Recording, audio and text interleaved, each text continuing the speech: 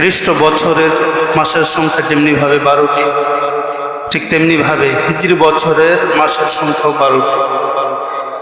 হিজরি বছরের 12টি মাসের মধ্য থেকে নবম নম্বর মাস রমজান মাস। রমজান মাস অনেক ফজিলতপূর্ণ, মর্যাদাপূর্ণ, হিকমতপূর্ণ মাস। প্রশ্ন হয়, কেন রমজান মাস এত হিকমতপূর্ণ, ফজিলতপূর্ণ? উত্তর হলো বিভিন্ন কারণে। এক, আল্লাহ তাআলা তার বান্দাদের উপর মৌলিক 5টি স্তম্ভ দান করেছেন বা ফরজ করেছেন। সেই 5টি স্তম্ভের একটি স্তম্ভ রোজা। এই রোজা রমজান মাসেই আদায় করা হয়। যেহেতু রোজা অনেক ফজিলতপূর্ণ, তাই রমজান মাসটাও অনেক ফজিলতপূর্ণ। 2, রমজান মাসে আল্লাহ তাআলা জান্নাতের সমস্ত গেট খুলে দেন, জাহান্নামের সমস্ত গেট বন্ধ করে দেন। 3, রমজান মাসে একটি নফল অন্য মাসের ফরজ সমতুল্য, এবং রমজান মাসের একটি ফরজ অন্য মাসের 70টি ফরজ সমতুল্য। সুবহানাল্লাহ। 4, রমজান মাসেই মহান আল্লাহ তাআলা তার কালাম পবিত্র আল কুরআনুল কারীম নাযিল করেছিলেন। মোট কথা, এইসব কারণেই রমজান মাস এত ফজিলতপূর্ণ, হিকমতপূর্ণ। তো যেমনিভাবে রমজান মাস অনেক ফজিলতপূর্ণ, ঠিক রমজান পূর্ববর্তী সংশ্লিষ্ট 2 মাস, অষ্টম এবং সপ্তম 2 মাস, এই 2 মাসও ফজিলতপূর্ণ। অষ্টম মাসের নাম হচ্ছে শাবান মাস, আর সপ্তম মাস হলো রজব মাস। রমজানের ফজিলত, রমজানের আমল আমরা নির্দিষ্ট সময় আলোচনা করব। শাবান মাসেরও ফজিলত এবং আমল নির্দিষ্ট সময় আলোচনা করব ইনশাল্লাহ। যেহেতু এখন রজব মাস চলে, সম্ভবত আজকে রজব মাসের 12 তারিখ। তো রজব মাসের আমল এবং রজব মাসের ফজিলত নিয়ে আজকে আলোচনা করা যাবে। প্রথমে আমরা রজব মাসের আমল নিয়ে আলোচনা করব, যে এই বরকতপূর্ণ মাসটিতে আমরা কি কি আমল করব। রজব মাসের 3টি আমল কোরআন ও হাদিস থেকে আমরা পাই। 1 নং আমল হলো রজব মাসকে অনেক সম্মান প্রদর্শন করা। আমরা যারা মুমিন মুসলমান আছি, আমরা আমাদের অন্তরে রজব মাসের সম্মান লালন করব, এবং কর্মের মাধ্যমেও রজব মাসের সম্মান প্রকাশ করব। সূরা তাওবার 36 নং আয়াতে আল্লাহ তাআলা বলেন, ইন্না ইদ্দাতাশ শুহুর ইনদাল্লাহি 12 শাহরান। মহান আল্লাহ তাআলার কাছে সমস্ত মাসের গণনা 12টি মাস। এখন প্রশ্ন হলো, এই মাসের গণনা কখন থেকে শুরু হলো? আল্লাহ তাআলা বলেন, কোথায় লিপিবদ্ধ আছে?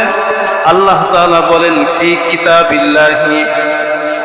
সমস্ত মাসের গণনা যে 12টি মাস, এটি লিপিবদ্ধ আছে আল্লাহ তাআলার কিতাব লৌহে মাহফুজের মধ্যে। আবার প্রশ্ন হয়, আল্লাহ তাআলা এই লিপিবদ্ধটা কখন লিপিবদ্ধ করেছেন? তার উত্তর আল্লাহ তাআলা দিচ্ছেন, ইয়াউমা খালাকাস সামাওয়াতি ওয়াল আরদা। সেই দিন হতে, যেই দিন আল্লাহ তাআলা সমস্ত আসমান এবং সমস্ত জমিন সৃষ্টি করেছেন। মিনহা আরবাআতুল হুরুম। প্রশ্ন হয়, বছরের 12টি মাস কি সবগুলো মর্যাদার দিক দিয়ে এক সমান নাকি? আল্লাহ তাআলা বলেন, 8 মাস প্রায় সবগুলো সমান, কিন্তু মিনহা আরবাআতুল হুরুম, 4টি মাস আছে, যেই 4টি মাস অনেক সম্মানিত মাস। যালিকা দিনুল কাইয়্যিম। আল্লাহ তাআলা বলেন, এটি সঠিক হিসাব। 4 মাস কোন মাস? এই মাসগুলো আল্লাহ তাআলা আয়াতের মধ্যে বলেন নাই, কিন্তু আল্লাহর রাসূল হাদিস শরীফের মধ্যে 4 মাসের কথা বলেছেন। রাসূল তার মৃত্যুর আগে জীবনের শেষে যে হজটি করেছিলেন, সেই হজটিকে শরীয়তের পরিভাষায় বিদায়ী হজ বলে।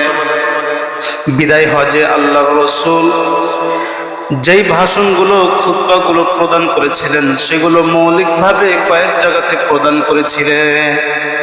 তার একটি জায়গা হলো মসজিদে খয়ফ মিনার যে মসজিদ, সেই মসজিদে ভাষণ দিয়েছিলেন। আল্লাহর রাসূল মিনার মসজিদে যে ভাষণ দিয়েছিলেন সেই ভাষণটি আল্লাহর রাসূলের একজন সাহাবী হযরত আবু বকর নুফাই ইবনুল হারিস বর্ণনা করেছেন। যে হাদিসটি ইমাম বুখারী তার লিখিত কিতাব সহিহুল বুখারীতে এনেছেন। হাদিস নং হলো 4662।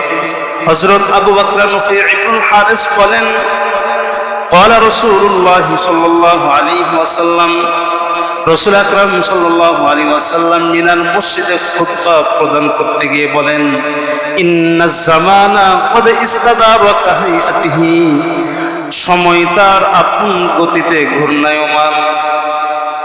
রাত শেষে দিন আসে, দিন শেষে রাত আসে, একদিনের পর দ্বিতীয় দিন আসে, দ্বিতীয় দিনের পর তৃতীয় দিন, এভাবে সপ্তাহ আসে, সপ্তাহ শেষ, সপ্তাহের পরে মাস আসে, মাস শেষ, মাস শেষের পরে বছর আসে, বছর শেষ, বছরের পরে যুগ আসে, যুগের পরে শতাব্দী আসে। ঠিক এভাবে সময় তার আপন গতিতে চলতে আসে। as-sanatu 12 শাহরান, আল্লাহর রাসূল বলেন যে এই সময়গুলোর মধ্য থেকে একটি বছর হয়, সেই বছরটির হিসাব হয় 12টি মাস দিয়ে। মিনহা আরবাতুন হুরুম, সেই 12টি মাসের মধ্য থেকে 4টি মাস আছে অনেক সম্মানিত মাস। সেই 4 মাসগুলোর নাম কি? আল্লাহর রাসূল বলেন, খালাফুন মুতাওয়ালিয়াতুন, 4 মাসের মধ্য থেকে 3টি মাস আছে ধারাবাহিক মাস। 1 নং যুলকাদাতি জিলকাদ মাস, 2 নং ওয়াদুল হিজ্জাতি জিলহজ মাস, 3 নং ওয়াল মুহাররমু মুহাররম মাস, 4 নং হলো রজব মুদর আল্লাযী বাইনা জুমাদা ওয়া শাবান, 4র্থ নং মাস হলো জুমাদা সানি এবং শাবান মাসের মধ্যবর্তী মাস, নাম হলো রজব মাস। আল্লাহর রাসূল এই হাদিসের মধ্যে সম্মানিত যে 4 মাস, এই 4 মাসের নাম বর্ণনা করেছেন। সেই 4 মাসগুলোর প্রথম মাসের নাম হলো মুহররম, দ্বিতীয় মাসের নাম হলো, প্রথম মাসের নাম হলো জিলকাদ, দ্বিতীয় মাসের নাম হলো জিলহজ, তৃতীয় মাসের নাম হলো মুহররম, 4র্থ মাসের নাম হলো রজব মাস। তো সূরা তাওবার 36 নং আয়াতে আল্লাহ তাআলা 4 মাসকে সম্মানিত বলেছেন। আর সহিহুল বুখারী 4662 নং হাদিসের মধ্যে আল্লাহর রাসূল 4 মাসের নাম বলছেন। এই 4 মাসের মধ্য থেকে একটি মাস আমরা পেলাম রজব মাস। তো আল্লাহর রাসূল এবং আল্লাহ তাআলা রজব মাসকে সম্মানিত বলেছেন। সুতরাং এর থেকেই বুঝে আসে যে আমরা যারা মুমিন মুসলমান আছি, এদের এই মাসকে অনেক সম্মান প্রদর্শন করা, আমাদের দিলের মধ্যে এর সম্মান রাখা, এটি হচ্ছে প্রথম আমল। অন্তরে সম্মান রাখতে হবে, পাশাপাশি কর্মের মাধ্যমেও সম্মান প্রকাশ করতে হবে। কেমনে সম্মান প্রকাশ পাবে? সেটি হলো এই মাসের মধ্যে কোনো গুনাহ না করা। আল্লাহ তাআলা সূরা তাওবার 36 নং আয়াতের শেষের দিকে বলে, ফালা তাযলিমু ফীহিন্না আনফুসাকুম, যে হে মুমিনগণ, তোমরা এই সম্মানিত মাসগুলোতে যুদ্ধ কিংবা পাপ করার মাধ্যমে নিজেরা নিজেদের ওপর জুলুম করিও না। তাহলে এই অংশটুকু দ্বারা আমরা পেলাম যে গুনাহ না করা এটি একটি আমল। তাহলে সম্মান প্রদর্শন অন্তরে, কর্মের মাধ্যমেও প্রকাশ করা, সেটি হলো গুনাহ না করা। রজব মাসের 1 নং আমল আমরা আয়াত এবং হাদিস থেকে পেলাম যে অন্তরে সম্মান আর কর্মের মাধ্যমে গুনাহ না করা। রজব মাসের 2 নং আমল হলো রজব মাসে আমলের পরিমাণটা বাড়িয়ে দেওয়া, বেশি বেশি আমল করা। সুনানুন নাসাই এই কিতাবের 2356 নং হাদিস, এই হাদিসটি বর্ণনা করেছেন রাসূলের নাতি সাহাবী, রাসূলের পালক পুত্র ছিল যায়েদ ইবনে হারিসা। হযরত যায়েদ ইবনে হারিসার ছেলের নাম ছিল উসামা, বাপও সাহাবী ছেলেও সাহাবী। তো হযরত উসামা রসুল থেকে তথা নিজের নানা থেকে হাদিসটি রিওয়ায়াত করতেছেন বা দাদার থেকে হাদিসটি রিওয়ায়াত করতেছেন। তিনি বলেন যে কুলতু ইয়া রাসূলুল্লাহ, হযরত উসামা বিন যায়েদ ইবনে হারিসা বলেন, আমি একদিন আল্লাহর রাসূলকে জিজ্ঞেস করলাম, ইয়া রাসূলুল্লাহ, হে আল্লাহর রাসূল, লাম আরাকা তাসুমু শাহরাম মিনাশ শুহুরি মা তাসুমু মিন শাবান, আমি আপনাকে শাবান মাসে এই পরিমাণ রোজা রাখতে দেখি, রমজানের পরে অন্য কোনো মাসে আপনি এই পরিমাণ রোজা রাখেন না, আপনি শাবান মাসে এত বেশি কেন রোজা রাখেন? কলা, আল্লাহর রাসূল শাবান মাসে রোজা রাখার দুইটি কারণ বর্ণনা করছেন। এক নং কারণ, আল্লাহর রাসূল বলেন, যালিকা শাহরুন ইয়াগফুরুন নাসু আনহু বাইনা রজব ওয়া রমাদান, শাবান মাসটি রজব এবং রমজানের মধ্যবর্তী মাস হওয়ায় মানুষ এই মাসটির থেকে অনেক উদাসীন থাকে। অর্থাৎ মানুষজন রজব মাসে বেশি আমল করে, আবার রমজান মাসেও বেশি আমল করে। ফলে এই যে শাবান মাস, এই শাবান মাসে মানুষ আমল করাটা ভুলে যায়। এই জন্য আমি রোজা বেশি রাখি, যাতে করে মানুষ আমাকে দেখে এই মাসেও বেশি আমল করে। দুই নং কারণ বর্ণনা করেছেন আল্লাহর রাসূল, ওয়াহুয়া শাহরুন, শাবান মাস এমন একটি মাস, তুরফাউ ফীহিল আমাল ইলা রাব্বিল আলামিন, যে এই মাসে সমস্ত মানুষের আমল আল্লাহ তাআলার দরবারে পেশ করা হয়। ফাউহিব্বু আন ইউরফা আমালি, আল্লাহর রাসূল বলেন, আমি শাবান মাসে বেশি রোজা রাখি, যাতে করে আমার আমল যখন আল্লাহর দরবারে পেশ করা হবে তখন যেন আমি রোজাদার থাকি। তো এই যে হাদিসের মধ্যে আল্লাহ রাসূল শাবান মাসে রোজা রাখার দুইটি কারণ বর্ণনা করেছেন। প্রথম কারণ যেটি বলছেন সেটি হলো যে মানুষ রজব মাসেও আমল করে, আবার রমজান মাসেও আমল করে, ফলে শাবান মাসে আর আমল করে না। এই জন্য আমি শাবান মাসে বেশি আমল করি। তো এর থেকে কি পাওয়া গেল? যে রসুল সহ সাহাবায়ে কেরামরা রজব মাসে বেশি আমল করতেন, এটা পাওয়া গেল। সুতরাং আমাদের দুই নং আমল রজব মাসে হবে, সেটি হলো যে আমরা বেশি বেশি আমল করব। এখন প্রশ্ন হলো যে কোন আমলগুলো বেশি করব? হাদিস শরীফে নির্দিষ্টভাবে কোনো আমল পাওয়া যায় না, শুধু বেশি আমল করেছেন সাহাবায়ে কেরাম এটি পাওয়া যায়, রসুল বেশি আমল করছেন এটি পাওয়া যায়। সুতরাং এর থেকে বুঝে আসে যে আমরা দৈনন্দিন যে আমলগুলো করি সে আমলগুলোর পরিমাণটা একটু বাড়িয়ে দেওয়া। কথার কথা, কেউ যদি তাহাজ্জুদ নামাজ পড়ত এমনি অন্যান্য মাসে 4 রাকাত, তাহলে সে রজব মাসে এসে আমলটা বাড়িয়ে তাহাজ্জুদটা বাড়িয়ে করবে 6 রাকাত। আগে পড়তো 6 রাকাত, সে এখন পড়বে 8 রাকাত। এরকম অন্যান্য মাসে সে নফল নামাজ পড়তো 2 রাকাত, সে এখন পড়বে 4 রাকাত, 6 রাকাত, 8 রাকাত, যতটুকু সামর্থ্য হয়। অন্যান্য মাসে সে কোরআন খতম দিত 1 খতম, সে এ মাসে দিবে 2 খতম, 3 খতম, 4 খতম। অন্যান্য মাসে সে ইস্তিগফার পাঠ করত দিনে যদি 100 বার, তাহলে সে এখন পড়বে 500 বার, 600 বার, 1000 বার। দরুদ শরীফ পড়ত অন্যান্য মাসে দিনের বেলা কথার কথা সে 300 বার, তাহলে সে এখন পড়বে 400 বার।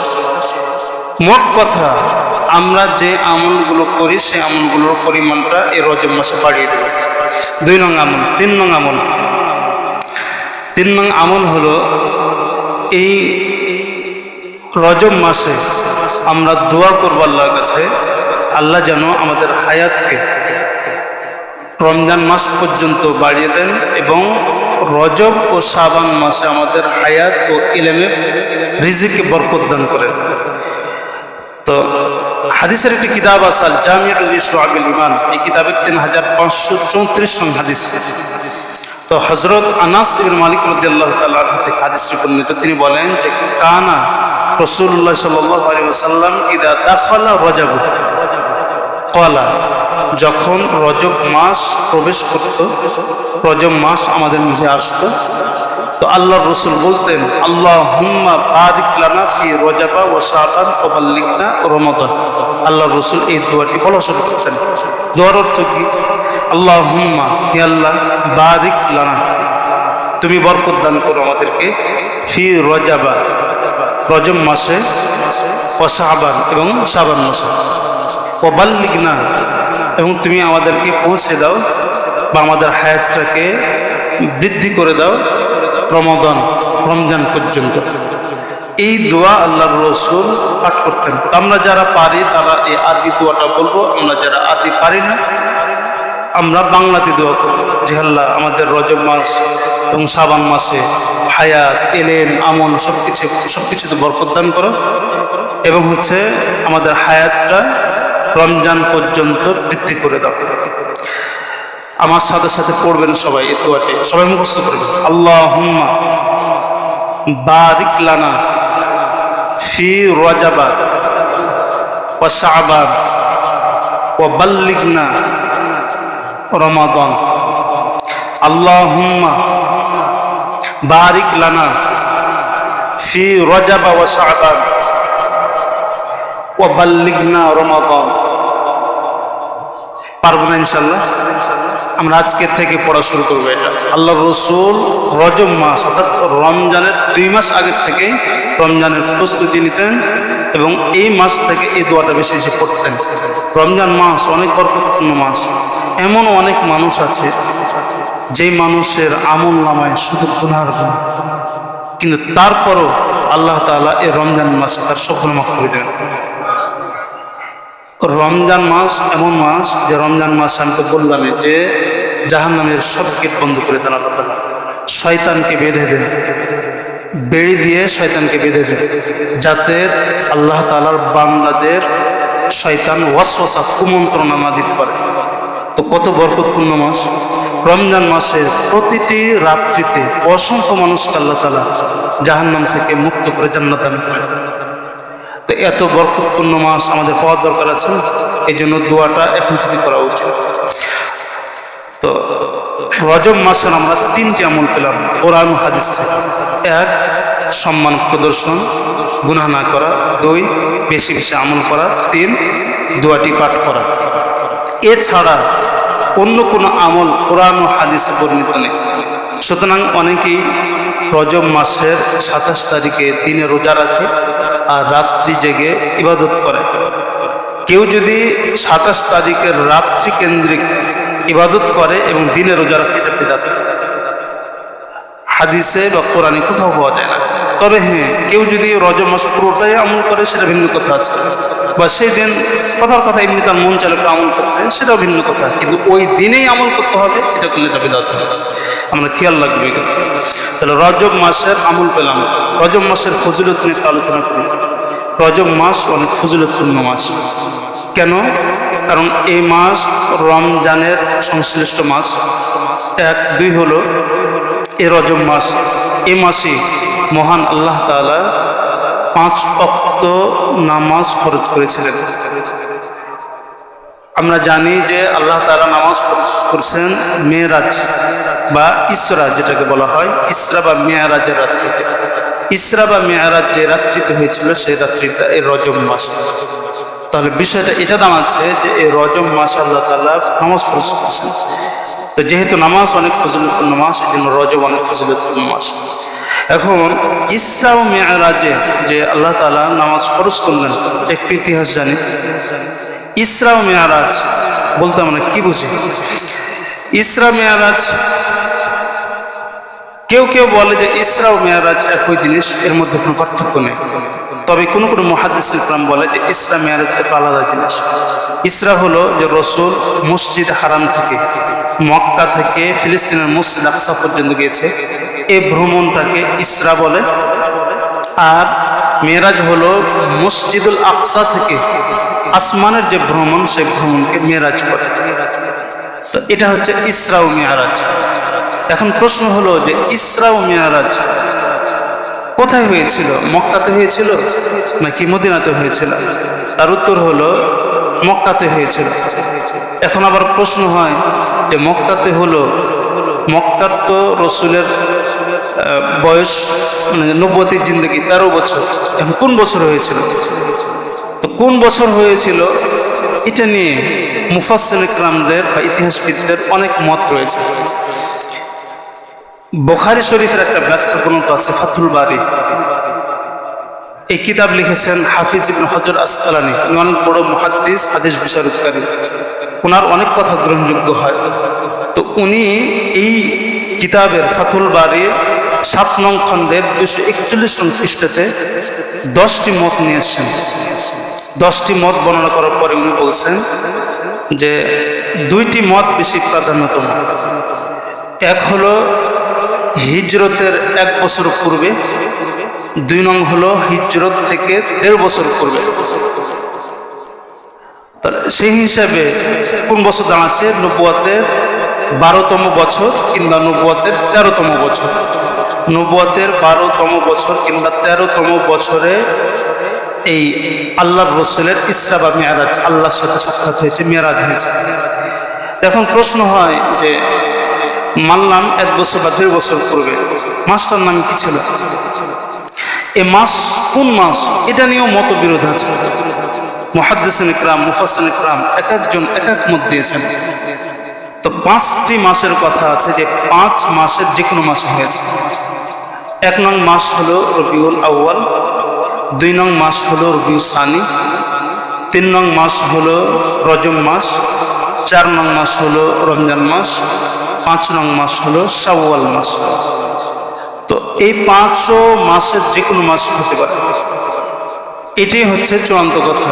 কিন্তু প্রসিদ্ধ মত যেটি, সেটি হলো রজব মাসে হয়েছে। আমাদের বাংলাদেশেও এটি প্রসিদ্ধ যে রজব মাসে রসুলের মেরাজ হয়েছে। তো প্রসিদ্ধ মত অনুসারে যদি আমরা ধরি যে রজব মাসে হয়েছে, তাহলে প্রশ্ন হয় যে রজব মাসের কয় তারিখে হয়েছে? রজব মাস 1 থেকে 30 তারিখ পর্যন্ত হয়, 29 তারিখ পর্যন্ত হয়। তাহলে কোন তারিখ? তো এই তারিখ নিয়েও মতভেদ দেখা দিয়েছে। তো বিশুদ্ধ যে তারিখটি সেটি হলো 27 রজব।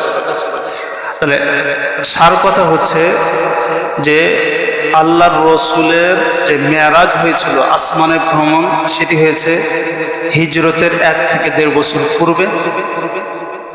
মক্কাতে হয়েছে রজব মাসে এবং 27 রজব, রজব মাসের 27 তারিখের রাত্রিতে হয়েছে। এখন আমরা একটু বিস্তারিত তথ্য জানি যে রসুলের যে হিজরতটা, রসুলের যে আসমানের ভ্রমণটা হলো, কেমন করে হলো? সহিহুল বুখারী 3749 নং হাদিস। হাদিসের মধ্যে রসুলের মেরাজের বিস্তারিত বিবরণ আছে। আন মালিক ইবনে সুআসা, আল্লাহর রসুলের একজন সাহাবী মালিক বিন সুআসা রাদিয়াল্লাহু তাআলা থেকে হাদিসটি বর্ণিত, আন্না নবিয়্যুল্লাহি সাল্লাল্লাহু আলাইহি ওয়াসাল্লাম হাদাসাহুম, যে আল্লাহর রসুল তাদেরকে বর্ণনা করেছেন আন লাইলাতিন উসরিয়া বিহি, সেই রাত্রির ঘটনা যে রাত্রিতে আল্লাহর রসুলকে মেরাজে নিয়ে যাওয়া হয়েছিল।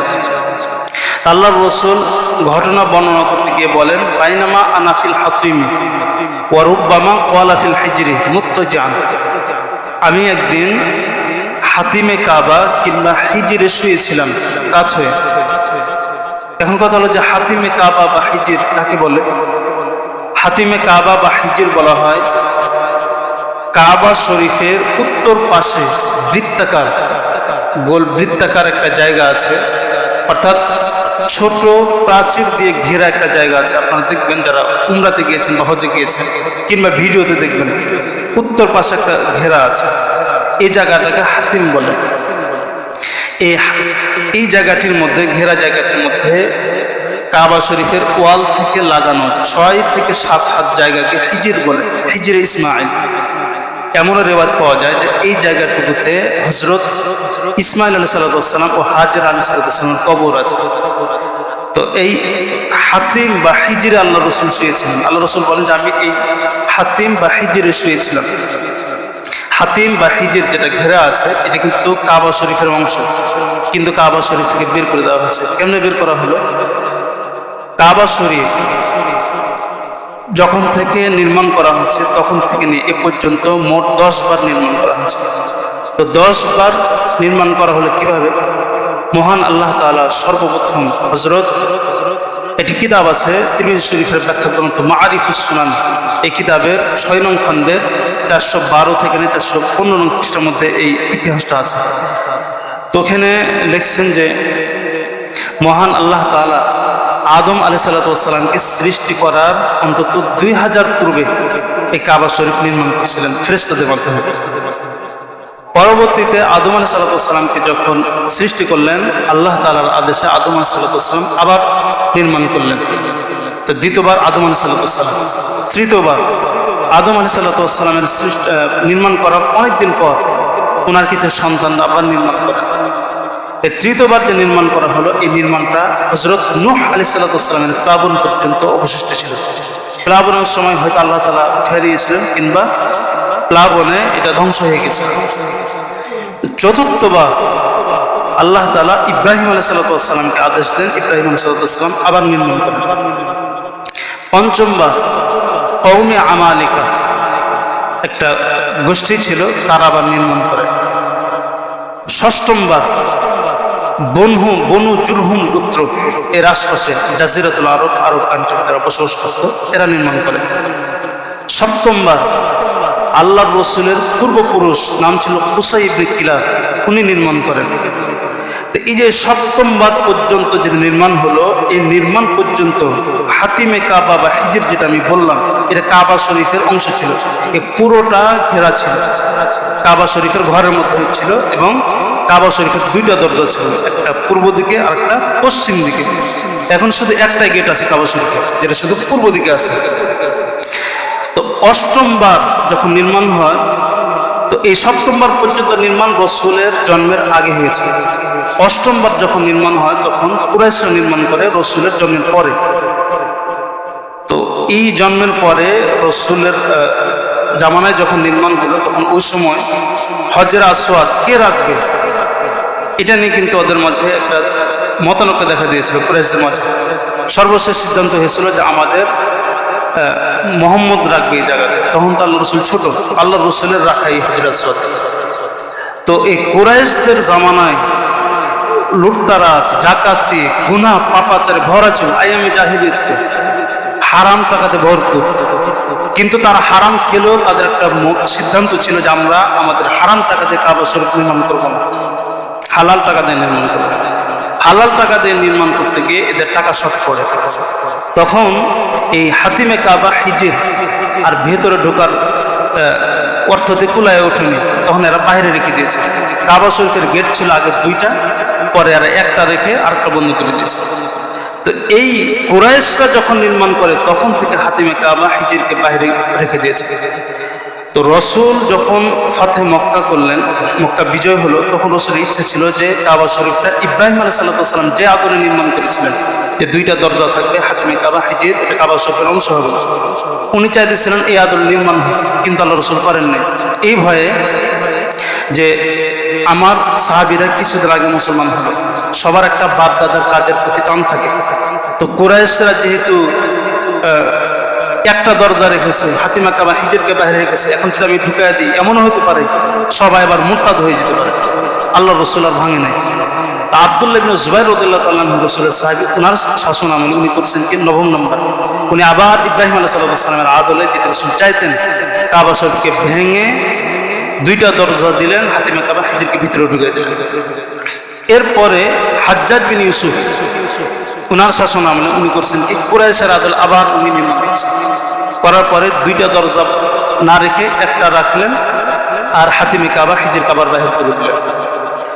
11 নম্বরে এসে যখন বাদশাহ হারুনুর রশিদের জামানা শুরু হলো, তখন উনি চাইলেন যে আবার কি হোক, ভেঙে আমি নির্মাণ করি, রসুল যেভাবে চেয়েছিলেন সেভাবে।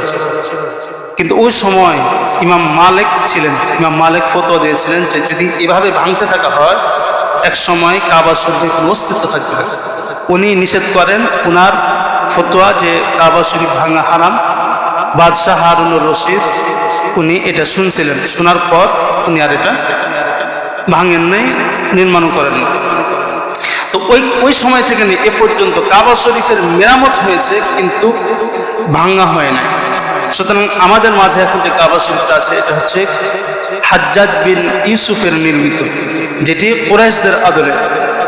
তো এই ইতিহাস থেকে আমরা পেয়ে গেলাম যে হাতিমে কাবা বা হিজির এটা কি ছিল, এটা কাবা শরীফের অংশ ছিল, কিন্তু নির্মাণ করার সময় কুরাইশরা এটাকে বের করে দিয়েছে। আল্লাহর রসুল বলেন, আমি একদিন এই হাতিমে কাবা এবং হিজিরে শুয়েছিলাম, তো ইদ আতানি আতিন, তো শুয়ে থাকা অবস্থায় একজন আগন্তুক আমার কাছে আসলো। এখানে আর একটু কথা আছে, যেহেতু অনেকের পেঁয়াজ লাগবে, যে আপনারা অনেকে শুনেন যে আল্লাহর রসুলের যেদিন মেরাজ হয় সেদিন উনি উম্মে হানির ঘরে ছিলেন।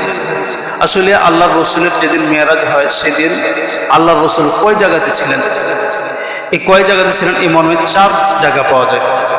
এক হলো এক হাদিসের মধ্যে, যেটি হাদিস আমরা পেলাম 3749 নং হাদিসের মধ্যে, যে আল্লাহর রসুল হাতিমে কাবা বা হিজরে ছিলেন। বুখারী শরীফের 347 নং হাদিসের মধ্যে আছে, আল্লাহ রসুল বলেন যে আমি আমার নিজের ঘরে ছিলাম। আবার আরেকটা কিতাব আছে আস-সিরাতুন নাবাবিয়্যা লিইবনে হিশাম, এই কিতাবের 1 নং খণ্ডের 403 নং পৃষ্ঠাতে আছে, আল্লাহ রসুল বলেন যে যখন আমাকে মেরাজে নিয়ে যাওয়া হয় তখন ওই সময় আমি আমার চাচাতো বোন উম্মে হানির ঘরে ছিলাম। 4 নং একটা কিতাব আছে সিয়ারু আলামিন নুবালা, এই কিতাবের 26 নং খণ্ডের 258 নং পৃষ্ঠার মধ্যে আছে, আল্লাহ রসুল বলেন যে সময় আমাকে হিজরতে নিয়ে মেরাজে নিয়ে যাওয়া হয় ওই সময় আমি শিয়াবে আবি তালিব যে পাহাড় আছে সেই পাহাড়ে ছিলাম। আচ্ছা, আল্লাহর রসুল একজন, মেরাজ হয়েছে একবার, তাহলে স্থান তো একবার হবে, একটা জায়গা হবে না, 4 স্থানান্তর হইতে পারে না, আবার 4ও জায়গা হাদিস, এটা কিভাবে সম্ভব? আসলে হাতিমে কাবা বা হিজর যে বলছেন এটা তার আল্লাহ রসুল বলা উদ্দেশ্য আমি মক্কায় ছিলাম। আবার আল্লাহ রসুল যে বলছেন আমার ঘরে ছিলাম আমি, এটাও ঠিক আছে। উম্মে হানির ঘরে যে ছিলাম সেটাও ঠিক আছে। শিয়াবে আবি তালিবে ছিলাম সেটাও ঠিক আছে। আসলে মূলত আল্লাহর রসুল উম্মে হানির ঘরেতে ছিলেন। আর উম্মে হানির ঘরে আল্লাহ রসুল অধিকাংশ সময় থাকতেন।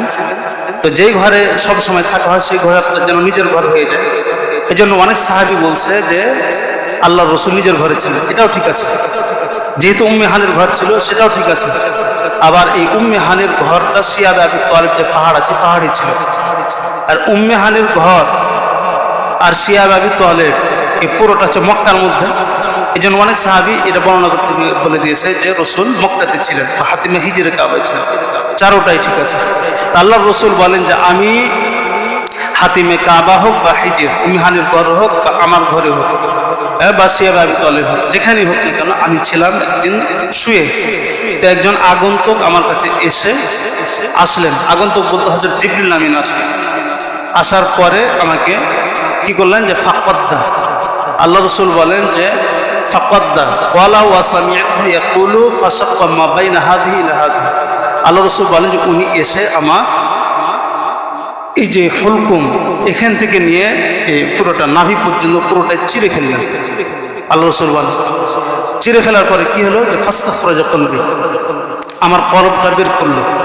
সুম্মা উতিতু বিতাসনিম মিন যাহাবিন মামলুআতিন ঈমানান, অতঃপর স্বর্ণের একটা পিয়ালা আনলেন। স্বর্ণের একটা পিয়ালা আনা হলো, যে পিয়ালাতে ঈমান এবং হিকমত দিয়ে ভরপুর ছিল। তারপর কি করলেন, ফাগুসিলা কলবি, আমার এই অন্তরটাকে জমজমের পানি দিয়ে ধুইলেন, কলবটাকে হৃৎপিণ্ডটাকে ধোয়ার পরে ওই যে ঈমান এবং হিকমত স্বর্ণের পিয়ালাতে যা রাখা ছিল সেই ঈমান ও হিকমত সুম্মা হুসিয়া, আমার অন্তরকে পরিপূর্ণ করা হলো। সুম্মা উঈদা, এরপর আবার আমার অন্তর বা কলব যেখানে ছিল সেখানে রেখে দেওয়া হলো। ওপেন হার্ট সার্জারি হয় না, ঠিক এ টাইপের আল্লাহ রসুলের ওপেন হার্ট সার্জারি করলেন। তো আল্লাহ রসুল বলেন যে এসে আমার অন্তর বের করে জমজম পানিতে ধুয়ে আবার সেখানে ঈমান ও হিকমত দিয়ে পরিপূর্ণ করে ভরে, তারপরে সুম্মা উতিতু বিদাব্বাতিন দুনাল বাগুলি ওয়া ফাওকাল হিমারি আবিয়াদা, আমার কাছে একটা সাদা রঙের ক্ষিপ্র প্রাণী আনা হলো। যেই প্রাণীটি দেখতে কেমন, আল্লাহ রসুল বলেন দুনাল বাগুলি ওয়া ফাওকাল হিমার, খচ্চরের চাইতে একটু ছোট এবং গাধার চাইতে একটু বড়, এই টাইপের একটা প্রাণী আমার সামনে আনলো। কালার ছিল সাদা রঙের। তো আল্লাহ রসুল এই প্রাণীটির গুণ বর্ণনা করেছে যে কেমন, বলতেছে ইয়াদউ খাতওয়াহু ইনদা আকসা তারফিহি, প্রচুর দ্রুতগামী ক্ষিপ্র প্রকৃতির, এতটাই দ্রুতগামী যে তার দৃষ্টি যেখানে পড়তো তার এক একটা কদম সেখানে গিয়ে পড়তো। সুবহানাল্লাহ। তো এই প্রাণীটা আমার কাছে নিয়ে আসা হলো, ফাহমিলতু আলাইহি, এরপরে আল্লাহ রসুল বলেন আমাকে এই প্রাণীটিতে বহন করানো হলো, যেটিকে শরীয়তের পরিভাষা বলা হয় ওয়াল বুরাক। হাদিস শরীফে আছে যে এই প্রাণীটির নাম ছিল বুরাক। এই বুরাক আমাকে চড়ানো হলো।